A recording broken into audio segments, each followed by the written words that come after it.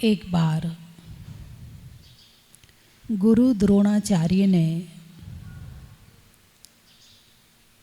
कौरव और पांडवों को याद करने के लिए दिया कि क्रोध नहीं करना चाहिए। सबने फटाफट याद करके सुना दिया। युधिष्ठिर बोला, गुरुजी अभी याद नहीं हुआ। दूसरे दिन फिर पूछा, गुरुजी अभी याद नहीं हुआ। तीसरे दिन, चौथे दिन, पांचवें दिन, छठवें दिन, 7 दिन हो गए। बोले एक बात याद नहीं होती तुझे? क्रोध नहीं, अरे बोलिए ना, क्रोध नहीं करना चाहिए, इतनी सी बात याद नहीं होती। गुरुजी ने उसकी पिटाई कर दी, युधिष्ठिर की पिटाई कर दी। पिटाई करते करते बीच में युधिष्ठिर चिल्ला पड़ा, गुरुजी याद हो गया, गुरुजी याद हो गया। बोले एक लाइन पिटने पर कह रहा है कि याद हो गया, ये बात तू पहले भी कह सकता था और कोई बड़ी बात नहीं है। बोले गुरुजी आपने मुझ पर गुस्सा किया, आपने मेरी पिटाई करी और मुझे क्रोध नहीं आया, तब मैंने कहा कि क्रोध नहीं करना चाहिए। एक होता है जुबान से याद करना और एक होता है जीवन से याद करना। बाकी ने तो जुबान से याद किया था, युधिष्ठिर ने जीवन से याद किया था। क्रोध नहीं करना चाहिए, है ना। तो कोई भी बात है हमारे दिमाग में तो बहुत जल्दी सेव हो जाती है, मगर ये हमारी आत्मा में पहुंच जाए ये बड़ा मुश्किल होता है। अरे बोलिए ना, जुबान से तो हमें बहुत सारी बातें याद है, जुबान में से तो हम बहुत कुछ बोल लेते हैं, दिमाग में तो बहुत कुछ मैटर सेव है, सब कुछ अच्छा है, लेकिन वो बात आत्मा को समझ में आ जाए तो समझना बड़ी बात है। दोनों का कर्म अलग है। क्या कहा? दिमाग में याद होना इसका कर्म अलग है और आत्मा को समझ में आना इसका कर्म अलग है। आपको याद जल्दी हो जाता है तो ये आपको याद नहीं हुआ है, कर्म का क्षयोपशम है, इसीलिए याद हुआ है। कौन से कर्म का क्षयोपशम है? ज्ञानावरण कर्म का क्षयोपशम है। कर्म कितने होते हैं? कौन कौन से? ज्ञानावरण, दर्शनावरण, मोहिनीय, वेदनीय, आयु, नाम, गोत्र और अंतराय, ये 8 कर्म होते हैं। ठीक है। अब इसमें से जिससे हमें याद होता है वो कर्म तो है ज्ञानावरण। यदि ज्ञानावरण का ज़्यादा प्रभाव रहेगा तो याद नहीं होगा।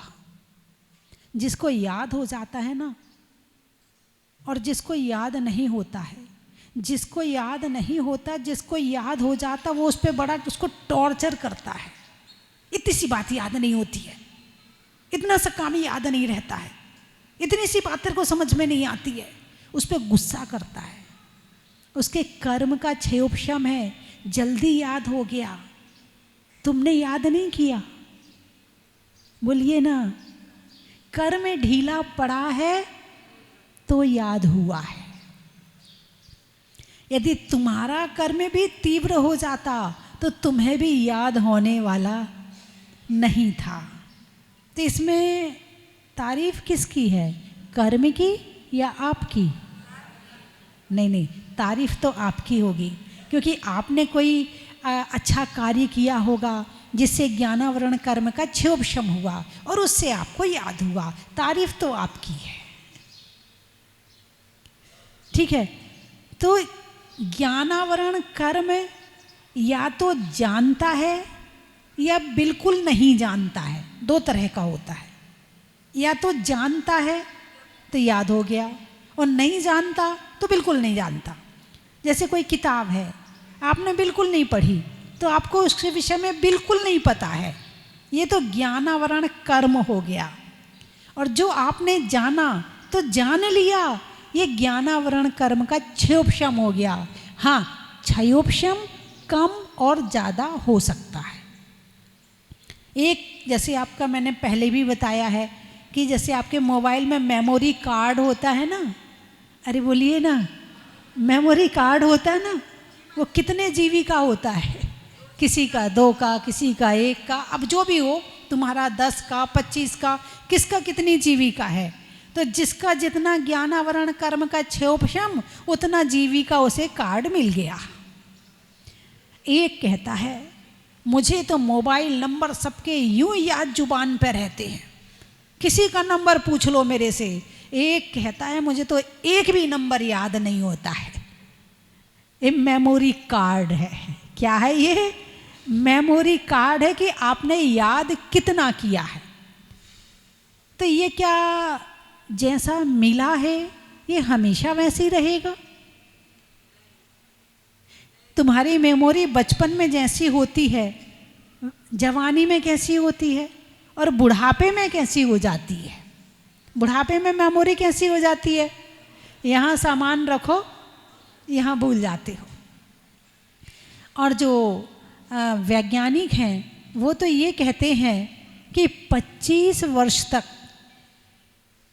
बुद्धि का विकास होता है, और 25 वर्ष के बाद बहुत सूक्ष्म रूप में जो आपको पता ना चले उसका ह्रास होने लगता है, और 40 और 50 के बाद उसमें तीव्रता आ जाती है। तो ये ज्ञानावरण कर्म का क्षयोपशम कम हुआ तो किसी भी उम्र में हो सकता है, कोई ज़रूरी नहीं है। क्योंकि पहले के समय में तो फिर भी ज्ञानावरण कर्म का बंध कम करते थे, और लोगों की श्रद्धा, लोगों का ज्ञान ज़्यादा था। ज्ञान ज़्यादा था का मतलब ये नहीं कि उन्हें पढ़ना आता था, लिखना आता था। ज्ञान का मतलब केवल अक्षरीय ज्ञान से नहीं है, ज्ञान का मतलब है संस्कारों से, ज्ञान का मतलब है अच्छे विचारों से, ज्ञान का मतलब है जीवन में अच्छाइयों से। तो पहले के लोग भले ही पढ़े लिखे नहीं होते थे, लेकिन सामान्यतः सहानुभूति रखने वाले होते थे, सहनशील होते थे। अब सहनशील का क्या मतलब होता है? सहनशील का मतलब है सामने वाले ने कोई बात कही तो उसको उसने बर्दाश्त कर ली, उसको जल्दी से रिएक्शन नहीं दिया, जल्दी से जवाब नहीं दिया, जल्दी से पलट के नहीं बोला। और या कई बार नहीं बोल पाते हैं तो डिप्रेशन में आ जाते हैं। वर्तमान में क्या हो रहा है, जैसे बच्चे हैं, आजकल बड़ी फैशन चली है बाहर पढ़ने के लिए जाने की। अब हर कोई की सामर्थ्य नहीं है कि वो पढ़ा सके अपने बच्चे को, और कुछ अपने बच्चों, लड़कियों की सुरक्षा की दृष्टि से अपनी लड़कियों को बाहर नहीं भेजते हैं, है ना। तो ऐसे समय में जब माँ बाप बाहर नहीं भेजते हैं तो लड़कियों को क्या हो जाता है? डिप्रेशन हो जाता है। वो सहन नहीं कर पाई, टेंशन हो गया, टेंशन नहीं हाइपर टेंशन हो गया, हाइपर टेंशन नहीं डिप्रेशन हो गया, वो डिप्रेशन में चली गई। किसकी जिंदगी खराब हुई? अरे बोलिए ना, किसकी जिंदगी खराब हुई? डिप्रेशन में आए तो पहले किसकी जिंदगी खराब है? किसकी खराब? पहले तो खुद की खराब है। एक बार डिप्रेशन हो गया तो दिमाग की नसों में कहीं ना कहीं कमी रह जाएगी, भले कितनी दवाई खा लो। एक है कि आँख तुम्हारी अच्छी है, बिना चश्मे के देखती है, और एक है कि बीमारी होने के बाद चश्मे से देखती है। अंतर है कि नहीं है? दवाई खा के ठीक किया, कहीं ना कहीं कमी हो जाएगी, दोबारा फिर हो जाएगा। और एक है कि दिमाग में मजबूती है, सहन शक्ति है। तो आजकल के बच्चों में ना तो शरीर में सहन शक्ति है और ना दिमाग में सहन शक्ति है, ना बोलने में सहन शक्ति है। तुरंत एक्शन का रिएक्शन होता है। सोचने समझने की क्षमता कम होती जा रही है और एकदम से पलट के जवाब देने की शक्ति बढ़ती जा रही, चाहे वो क्रोध में हो और चाहे वो प्रेम में हो। यदि सहन शक्ति है और क्रोध में चुप रह गया, आपने बहुत बड़ी विजय प्राप्त कर ली। सहन शक्ति है, प्रेम को भी शांति से सहन कर लिया, क्रोध को सहन करना और प्रेम को सहन करना बहुत बड़ी शक्ति वाले का काम है, ये सामान्य शक्ति वाले का काम नहीं है। अब वर्तमान में क्या है, प्रेम हुआ तो मैं तो इसी से शादी करूंगी, नहीं तो मर जाऊंगी। चलो भाई मत मर, शादी कर देते हैं। शादी हो गई, अब इतना क्रोध किया, इतने लड़े कि अब इसके साथ नहीं रहूंगी। ना यहाँ सहन ना वहाँ सहन, यानी कहीं भी ना प्रेम में सहनशीलता है ना क्रोध की सहनशीलता है, जल्दी से रिएक्ट करते हैं। तो एक्शन का रिएक्शन जल्दी से ना हो, पहले बात को दिमाग में डालो, सोचो समझो फिर जवाब दो। तो बात चल रही है याद होने की और समझ में आने की, दोनों चीज अलग अलग हैं। बचपन में याद हो जाता है, जवानी में समझ में आता है। अरे बोलिए ना, बहुत सारी चीज़ें ऐसी हैं जब माँ बाप समझाते हैं, बेटा ऐसे नहीं करना, बेटा वहाँ मत जाना, बेटा उससे बात मत करना, बड़ा गुस्सा आता है, इतना गुस्सा आता है, मम्मी तो दुश्मन सी लगती है। बच्चे बैठे कि नहीं बैठे यहाँ पर? अरे बोलिए ना, बैठे हैं? हाँ बैठे हैं, कुछ बच्चे बैठे होंगे, जरूर बैठे होंगे। मम्मी पापा तो दुश्मन लगते हैं। मम्मी पापा कहें बेटा से शादी नहीं करेंगे तेरी, तो चिंता मत कर, तेरी और अच्छी लड़की से शादी कर देंगे। नहीं करूँगा तो उसी से करूँगा, फिर चाहे सारी जिंदगी भुगतता रहे रोता रहे, लेकिन उस समय बात समझ में आने वाली नहीं है। तो बात को जानना और बात को मानना, स्वीकार करना, सत्य को जानना और सत्य को स्वीकार करना, दोनों में बड़ा भारी अंतर है। यहाँ जितने लोग बैठे हैं, ऐसा कौन है जो सत्य को नहीं जानता?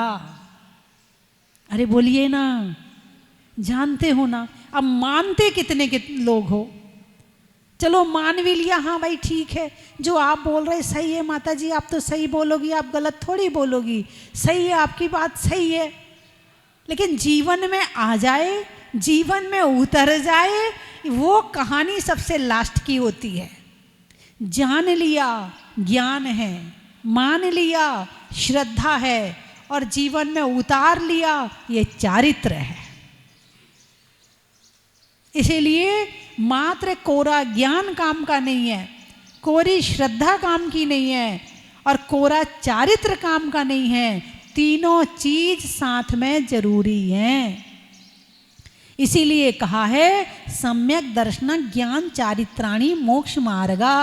सम्यक दर्शन, सम्यक ज्ञान, सम्यक चारित्र, तीनों की एकता मोक्ष का मार्ग है। जो ये कहते हैं ज्ञान करो भाई, ज्ञान से सब कुछ होगा, बोले नहीं, और नहीं भी हो सकता है। इसीलिए वो सोच रहे थे कि ऑपरेशन तो नहीं करवाना है, लेकिन पढ़ाई करना है तो बैठ के करनी है। बैठे तो कैसे बैठे, कमर में दर्द होता है। अब उसके बाद उनने अपने घर का कार्य करके फिर वो जहाजपुर आए। रास्ते भर लंबा सफ़र था तो बच्चे को बड़ी परेशानी रही। यहाँ आया, अभिषेक किया, शांति धारा करी। उसने यहाँ पूछा कि मैं यहाँ परिक्रमा लगा लूँ। बोले शुद्ध वस्त्र में लगा सकते हैं। कैसे वस्त्रों में? शुद्ध वस्त्र में परिक्रमा लगा सकते हैं। उसकी माँ ने कहा बेटे तेरे कमर में दर्द है, तू परिक्रमा मत लगा, इतना चलेगा कमर में और दर्द बढ़ जाएगा, फिर भी अपन को इतना लंबा सफ़र करके वापस भी जाना है। वो नहीं माना। बोले नहीं, मेरी मन में अंदर से भावना हो रही है कि मुझे तो 108 परिक्रमा लगानी ही है। उसने परिक्रमा लगानी शुरू कर दी शुद्ध वस्त्र पहन के। उसने 108 परिक्रमा लगाई और उसके कमर का दर्द ठीक हो गया। अब उसके बाद अब वो हर महीने आते हैं, वो अभी इस समय हर महीने आते। अभी 26 जुलाई को यहाँ मेरा प्रवेश हुआ, वो 27 तारीख को आए। बोले माता जी एक बात कहनी है। मैंने कहा बोलो।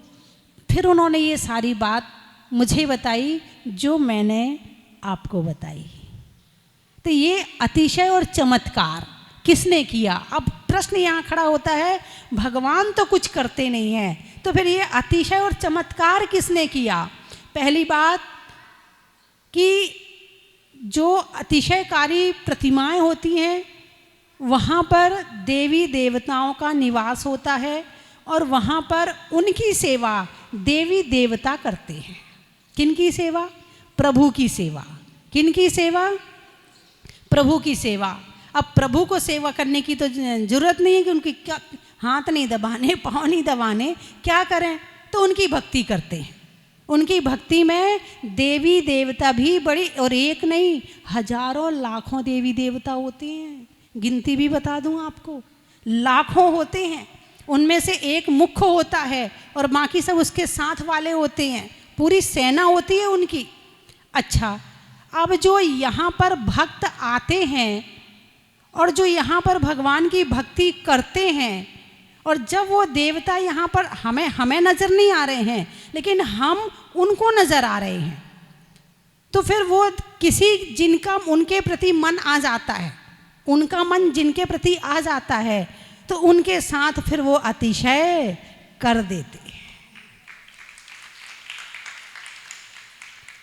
ऐसे हैं हमारे मुनि सुव्रत भगवान।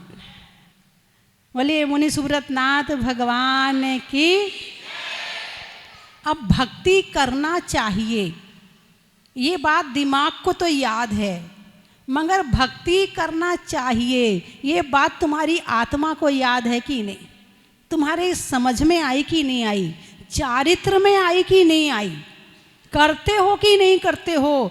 पंचम काल में ज़्यादा उपवास नहीं कर सकते, ज़्यादा और कार्य नहीं कर सकते, तो एक ही चीज़ बची है हमारे पास में, भगवान की भक्ति। और वो भी नहीं करोगे तो फिर जब कष्ट आते, परेशानी आती है, तो तुम्हारे हाथ में कुछ भी नहीं रहता है। पहली बात कि खूब भक्ति करके जो आने वाली परेशानी है उसे पहले ही हटा दो। क्या?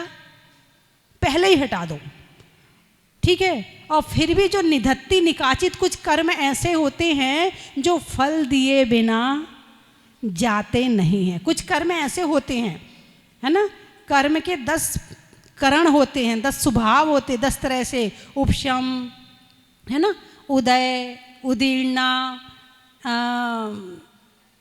संक्रमण, और इस तरह से निधत्ती, निकाचित, ऐसे 10 तरह से कर्म हमें फल देते हैं। तो कुछ कर्म बिना फल दिए भी चले जाते, ऐसा नहीं कि सारे कर्म फल भी देते हैं।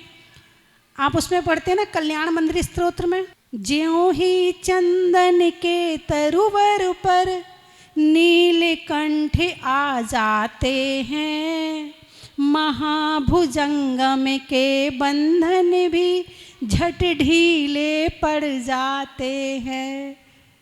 ज्यों ही चंदन के तरुवर पर, तरुवर यानी वृक्ष, जैसे ही चंदन के पेड़ पर नीलकंठ यानी मोर आ जाते हैं और जैसे ही बोलना शुरू करते हैं तो वो चंदन के पेड़ ठंडे होते हैं और सांप उसमें लिपट जाते हैं।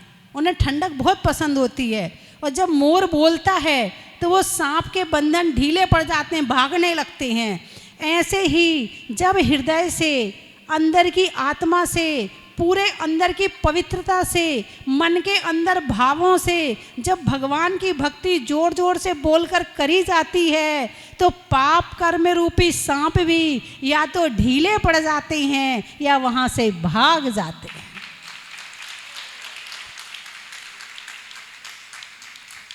मंदिर में बैठकर तो भक्ति करना ही चाहिए, लेकिन मंदिर के साथ साथ घर में भी भक्ति करना चाहिए। अब आप सोचते हो कि मंदिर में करना चाहिए, मंदिर में तो करना चाहिए, मंदिर तो स्थान है ही भक्ति का, यहाँ पर साक्षात परमात्मा बैठे हैं, यहाँ तो करना ही करना है, लेकिन तुम अपना घर पवित्र कैसे करोगे?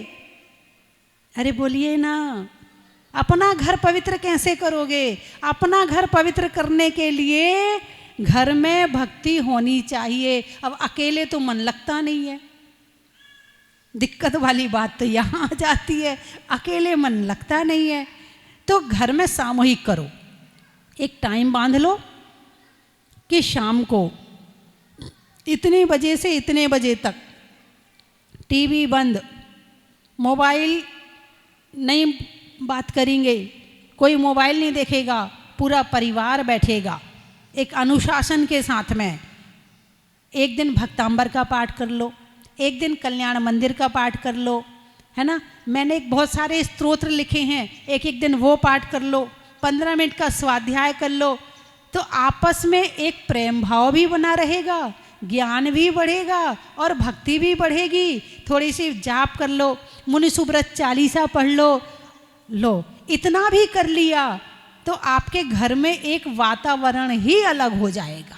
और एक मैं जो शुभकामना परिवार बनाती हूँ, यदि आपको पता हो तो, है ना, कुछ लोगों को पता होगा, कुछ को नहीं पता होगा। शुभकामना परिवार बनाने का उद्देश्य ही ये है कि जैसे आपने 12 मेंबर या 15 मेंबर इकट्ठे कर लिए, या 12 परिवार या 15 परिवार अपने नाम लिख लिए और इकट्ठे कर लिए।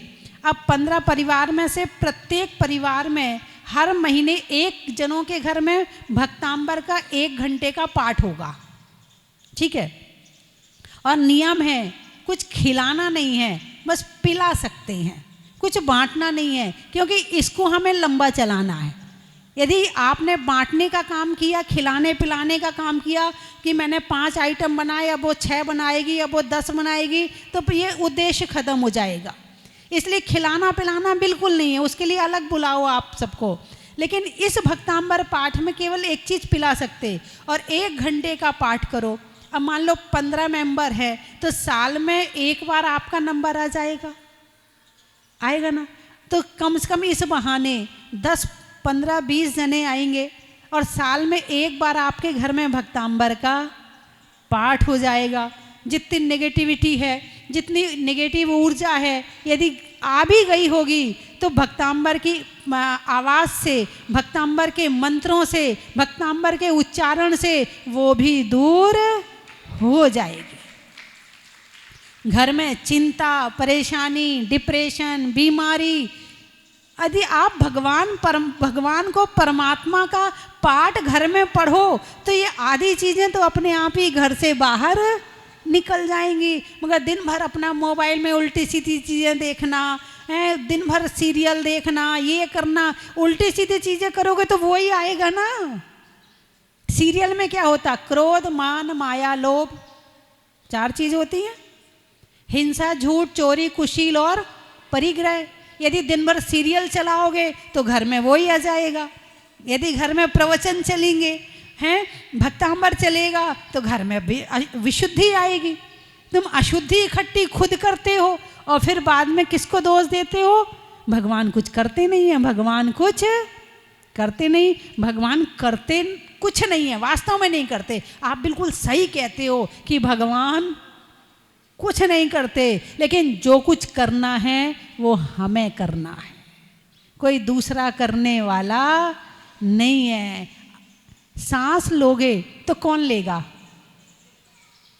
अरे बोलिए ना, तुम्हारी सांस कौन लेगा? तुम ही लोगे। तुम्हारा भोजन कौन करेगा? तुम ही करोगे। और शरीर में दर्द होगा तो वो कौन सहन करेगा? हम ही करेंगे। जब सारे काम हम ही को करने हैं तो सही कर लो ना। बात समझ में आई कि नहीं आई? जब सारे काम हमें ही करने हैं तो सही कर लो फिर। तो बंधुओं, समय हो गया है और आज हमारे बीच में मुंबई से तरुण जी काला, जो कि एक हमारे समाज के शिरोमणि हैं और जैन समाज में बड़े बड़े कार्य करने में हमेशा सबसे आगे रहते हैं। और इस तीर्थ पर भी ये जो यहाँ जो पूरे परिक्रमा का जो आप वाइट वाइट देख रहे हो, सुंदर सुंदर देख रहे हो, वो भी आपके भावों के द्वारा निर्मित हुआ है। और इस क्षेत्र पर बड़ा योगदान है। और आपकी ससुराल कोटा में है, तो कोटा और जहाजपुर पास पास में है। और आप रहने वाले ब्यावर के हैं, तो कोटा और ब्यावर के बीच में क्या है? जहाजपुर है। यदि कोटा आओगे और ब्यावर जाओगे तो क्या पड़ेगा? जहाजपुर पड़ेगा। और ब्यावर आओगे और कोटा जाओगे तो भी जहाजपुर आएगा, है ना। तो आपके लिए एक बार जोरदार ताली बजा के आपका स्वागत करें। और आप अपने पूरे परिवार के साथ में आए हुए हैं और सबको, बहुओं को, पत्नी को, भाई को, सबको लेकर, ससुराल वालों को, पीहर वालों को, घर वालों को, सबको लेकर के आए हुए हैं। तो ठीक बात है, ध्यान अकेले में, ध्यान अकेले में, स्वाध्याय 2 में और यात्रा 2 से ज़्यादा में होनी चाहिए, तब आनंद आता है। तो आप सबको लेकर के आए हैं। और आज पंच कल्याणक के बाद आज ही आपका आना हुआ है। अभी बोल रहे थे, बोले माता जी पलक नहीं झपकी जा रही है, ऐसा लग रहा है भगवान को देखते रहें, देखते रहें, देखते रहें। और आज हमारे बीच में महेंद्र जी और भावना मुरैना से आई हैं। मुरैना में 121 वर्ष पुराना गोपाल दास बरैया का जो संस्कृत महाविद्यालय है वो कुछ बंद होने की कगार में था। लेकिन जब हमारा वहाँ पुनः पहुँचना हुआ तो कमेटी ने निवेदन किया, बोले माता जी ये सारी चीज़ें आपको समर्पित हैं, आप चाहे जिसको जो बनाओ, आप चलवा दो इसको।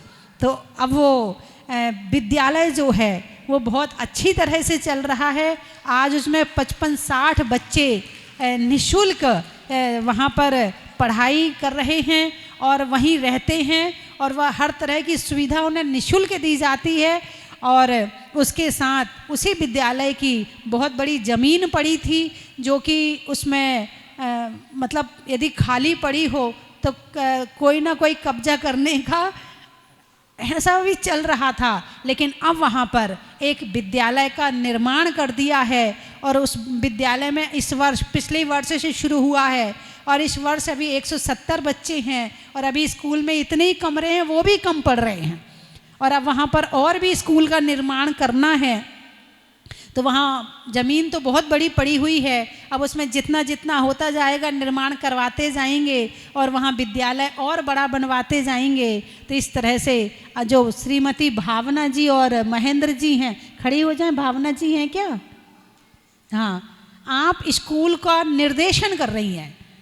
लोग कहते हैं ना महिलाएं क्या कर सकती हैं, आप वहाँ स्कूल का पूरा निर्देशन कर रही हैं, है ना। और हमारे बीच में आज सौरभ जी हैं। तरुण जी आप भी तो खड़े हो जाएं। और सौरभ जी 24 घंटे, बहुत बढ़िया, भावना जी को बहुत बहुत हाँ आशीर्वाद महेंद्र जी। और आप सौरभ जी हैं, आगे आ जाएं, चारों जने आगे आ जाएं।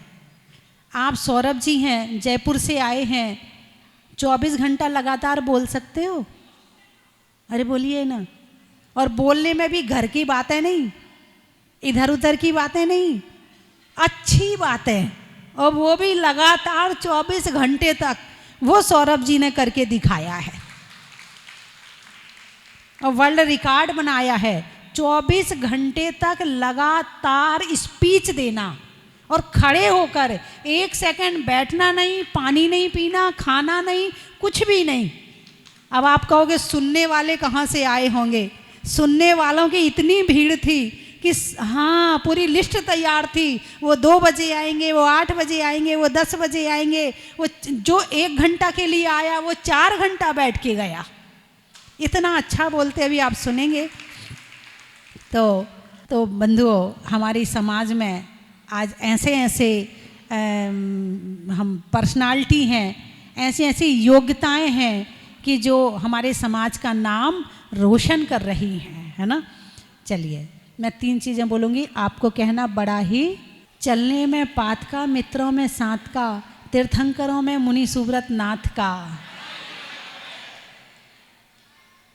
आगम में नय का, मनुष्यों में वय का, और भगवान के अतिशय का, महीनों में मई का, रजाई में रुई का, और तरुण जी के आने में मुंबई का, सावन की घटा का, रसोई में पटाखा, और आने वालों में कोटा का। और कहाँ से आए हैं? अलवर। बारात में वर का, पक्षी में पर का, और आने वालों में अलवर का।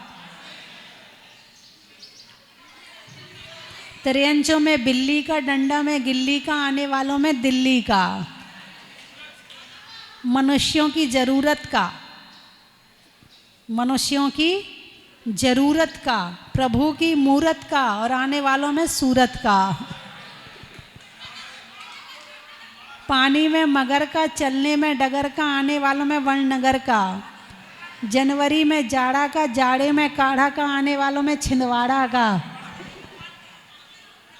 भोपाल। पूछने में हाल का, होने में निहाल का, और आने वालों में भोपाल का। गाने में सुर का, नृत्य में नूपुर का, आने वालों में बुरहानपुर का।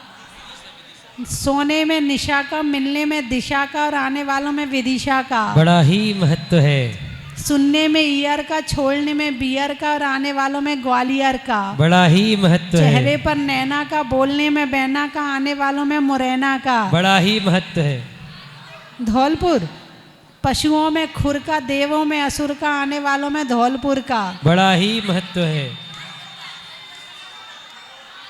आरोन। प्रश्नों में कौन का, व्यापारियों में फोन का, आने वालों में आरोन का। बड़ा ही महत्व है। आम की बोर का, खाने में कौर का, आने वालों में इंदौर का। बड़ा ही महत्व है। पेड़ में पत्ता का, मधुमक्खी के छत्ता का, और आने वालों में कलकत्ता का। बड़ा ही महत्व। शरीर में मुख का, शरीर में मुंह का, नहीं करना चिड़िया में चूचू का, और आने वालों में चौमू का। बड़ा ही महत्व है।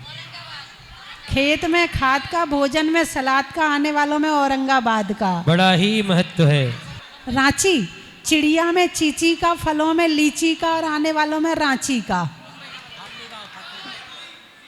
मुंबई का एक बार और बताऊं। पेड़ों में छुई मुई का, रजाई में रुई का, और आने वालों में मुंबई का। बड़ा ही महत्व है। पंच कल्याण के बाद बहुत समय निकल गया, उसके लिए बहुत भगवान का आशीर्वाद चाहेंगे कि आगे से जल्दी हर बार हम यहाँ आएँ। माता जी ने बताया है कि माता जी ने जो विद्यालय वहाँ शुरू कराया है, इतने सालों से बंद, और जिस ज़मीन पे कब्ज़ा होने वाला था वहाँ रुक गया है। वहाँ हमने सिर्फ 70-80 बच्चों से स्कूल खोला था, वो भी अगस्त के महीने में। माता जी का आशीर्वाद से उन्होंने कहा आप खोलिए। अगस्त के महीने में जब 80 बच्चों से स्कूल खोला, और आज 200-250 बच्चे हो चुके हैं माता जी के आशीर्वाद से। जय जिनेन्द्र बंधुओं। संयम, तप, त्याग एवं साधना का महापर्व, जैन समाज का महापर्व, पर्वादिराज पर्युषण महापर्व आने वाली 8 सितंबर से 17 सितंबर तक मनाने जा रहे हैं। स्वस्थि धाम जहाजपुर में भूगर्भ से प्रकटित अतिशयकारी मुनीश्वरनाथ भगवान की पावन छत्र छाया में परम पूजनीय भारत गौरव गुरुमा गणनियारिका स्वस्थि भूषण माता जी का 29वां मंगलमय चातुर्मास चल रहा है। पूज्य गुरुमा के सत्संग पावन सानिध्य एवं पूज्य माता जी की संगस्था बाल ब्रह्मचारिणी प्रियंका दीदी के कुशल नेतृत्व में निर्देशन में यहाँ पर 10 लक्षण महापर्व में एक श्रावक संस्कार एवं साधना शिविर का आयोजन किया जा रहा है। मैं चाहता हूँ आप यहाँ पधारें और इस शिविर में बैठ करके अपने आप को रिचार्ज करें। मुझे आशा ही नहीं पूर्ण विश्वास है यहाँ आकर के जब आप शिविर में साधना करेंगे और बड़े बाबा की भक्ति करेंगे तो एक नई ऊर्जा, नई स्फूर्ति, नई चेतना आपको मिलेगी। यहाँ पर सभी शिविरार्थियों के आवास एवं भोजन की व्यवस्था क्षेत्र समिति के द्वारा की जा रही है। बंधुओं, आप नीचे जो लिंक दिया जा रहा है इस पर अपना रजिस्ट्रेशन कर सकते हैं, अपनी सूचना इस फ़ोन नंबर पर दे सकते हैं। धन्यवाद। जय जिनेन्द्र बंधुओं, अस्सेकारी क्षेत्र स्वस्तिधाम की पावन धरा पे परम पूज्य भारत गौरव गणनीय का स्वस्ति भूषण माता जी के मंगल पावन सानिध्य में होने जा रहा है 40 दिवसीय भव्य चालीसे का पाठ, जिसको कराकर आप शातिशय पुण्यवंत की प्राप्ति कर सकते हैं। सबकी मनोकामना को पूर्ण करने वाला है पाठ, जिसकी निछावर राशि 1 दिवसीय पाठ की राशि 2100 रुपये है। आप सभी अपना नाम लिखवाकर शातिशय पुण्यवंत की प्राप्ति करें। जय जिनेन्द्र। स्वस्ति धाम आओ, स्वस्ति धाम चलो, स्वस्ति धाम चलो स्वस्ति धाम, चलो स्वस्ति धाम, आओ स्वस्ति धाम, चलो स्वस्ति धाम।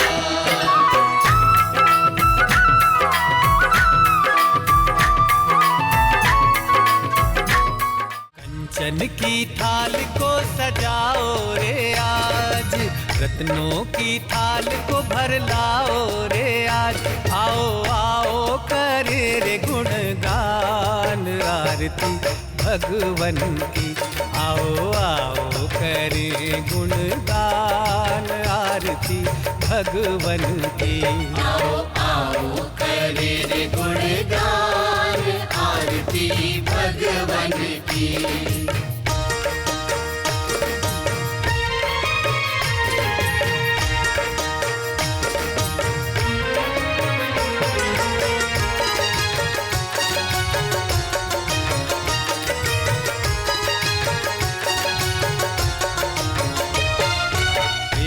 सुमित्र के राज दुलारे, माँ पद्मा जी के नैनों के तारे।